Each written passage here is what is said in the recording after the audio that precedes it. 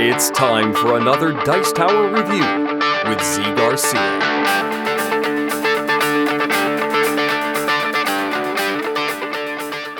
Hey everybody, today I'm taking a look at a two-player tile-laying game called Akrotiri.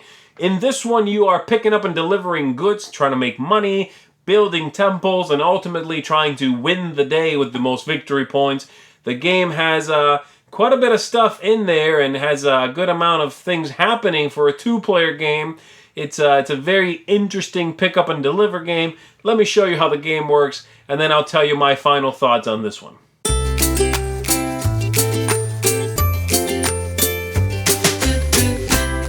So here's what the game might look like set up, and you have the central tile over here. These two tiles the players put into play as part of setup.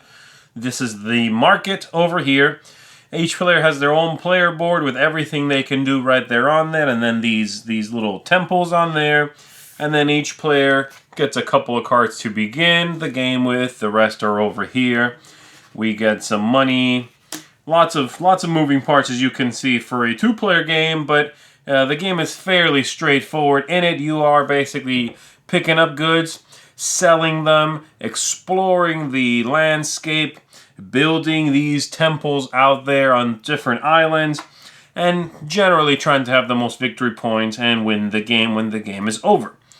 So, during each turn, the players are going to, first of all, place a tile anywhere they want to around the board here. And so let's say this is it's my turn and this is a tile I have. The tile has a couple of pieces of information on it. Obviously these lines here you can consider them shipping lanes if you would. And then pieces of islands. And one symbol on here which tells you what must come on this island. That's obligatory. And so let's say I put this here on my turn. Then I am going to place one of these blue cubes on there. And then on that tile, I must place another cube of my choice on one of the other spots. So let's say I'll take a gray one and put it over here. All right. This market over here is affected by what's out there. And so selling things back, once you go and pick them up with your little boat here and deliver it back home and sell it, is going to, how much you make depends on what the market situation is at that moment. So that was the first thing, placing a tile and then adding resources to that tile. After that, you get some actions. You get as many actions as the number that is revealed here on each player's board. So once this is built, they'll have some more actions.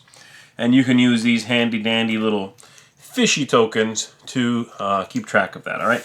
And so let's say I have my 3 actions. I can do several things. I can move my ship. And again, I would move it using these shipping lanes. If the boat is empty, so one action would let me move the boat. And I can go from here, follow all these, and land right there if I want to, okay? For if the boat is empty, however, a single action is 2 moves of that boat, which is a little tricky, but that's how that works, okay? So, but that's all. Let's say that's what I wanted to get to. So let's say I did that. That's one action. The other things I can do is I could load my boat. If I spend an action, I could load that boat with up to 3 things. The other actions are, obviously I can move again now, okay? But I could also excavate, which is putting a temple out. And you can only put 1 temple out per island out there. I'll explain the requirements for that in 1 second. You can buy more maps, which are more of these cards that we started with. Or you could take the Oracle action once per turn, which means you are going to specifically ask for a land, for a resource type on one of these tiles, as opposed to at the end of the round here, normally I would just get whatever the top one is. But if I do Oracle and I say I really want green, then I will just start flipping here until I get, boom, green. And then this is the one I get, as opposed to otherwise, I just take the one at the top.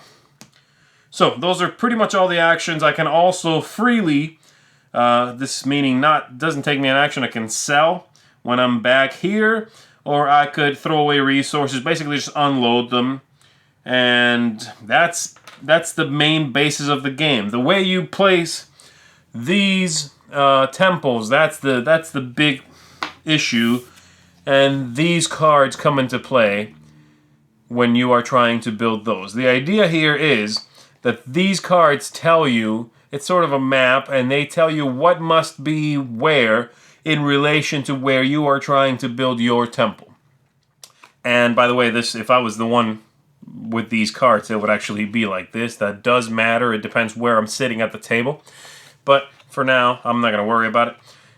The card has a couple of pieces of information. It tells you how expensive it is to deploy that temple, so I am going to have to pay 3 when I put that temple down. And then this tells me, relative to the island where the temple is, symbols that must be visible.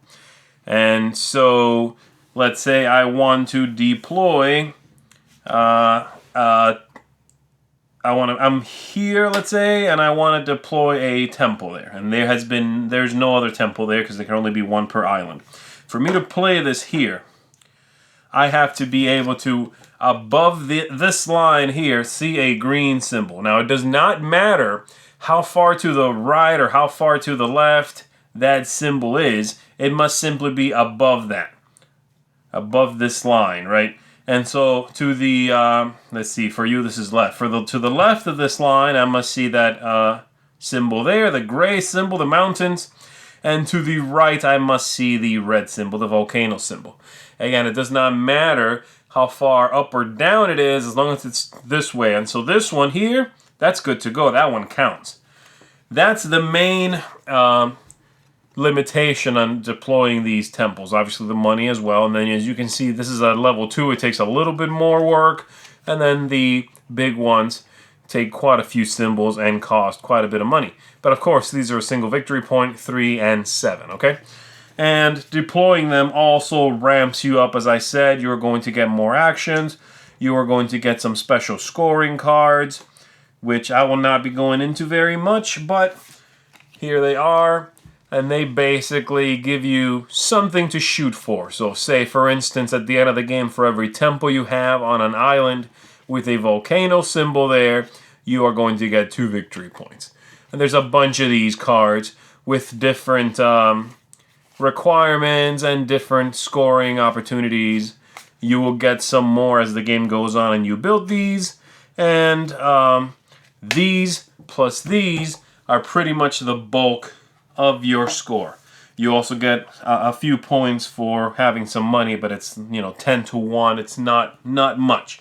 And so that's pretty much the game. You are going to be moving your ship, playing tiles out, building the map in a way that is beneficial to you, depending on the cards you have here, collecting goods, bringing them back, selling them back to the market to make some money, to be able to buy more cards, to be able to pay for the cards and these temples when you build them. And ultimately, once this last one is built here, then that is the last turn. And we count up victory points and see who the winner is. And that is the game. So there you have it. That is an overview of Akrotiri. As you can see, lots of pick up and deliver, that sort of thing. The game is overall a pretty attractive package. I like the look of it. I like the construction of it. The cards are good quality. Everything looks pretty good. The ships and the cubes are certainly nondescript, but it works for the game because, well, they're easy to manipulate and you can put the little cubes inside the ship and move it, and that works, That's fine.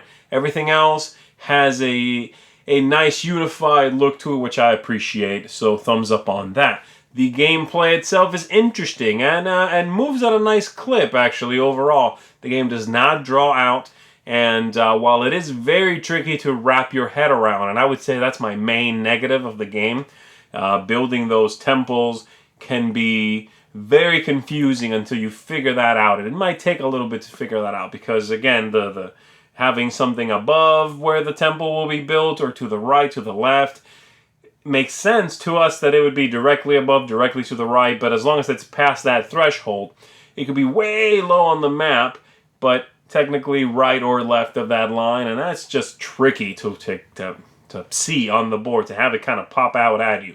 So that's my main issue, but everything else I like. I like the game mechanisms, I like the flow of the game, I like the player boards are great. The temple idea of removing a temple and having more actions once you build it.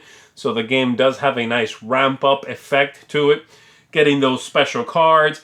Everything works. The game did not blow my mind necessarily, but besides the fact that it's a little tricky to figure out, I also have no complaints. Definitely a well put together package, and if you are someone who likes tile laying or pickup and delivery mechanisms, then you gotta check this one out because it does it well and in an interesting and I would say pretty original way.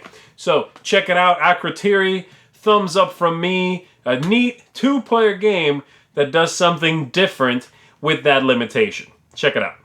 Thanks so much for watching the Dice Tower videos. Find more great videos and reviews as well as our top-rated audio podcast at Dicetower.com. You can also find other great shows at DicetowerNetwork.com. I'm Eric Summerer, and you've been watching The Dice Tower. The Dice Tower is sponsored by Cool Stuff Inc., where you can find great games for great prices. Cool stuff in stock. Check them out at CoolStuffInc.com.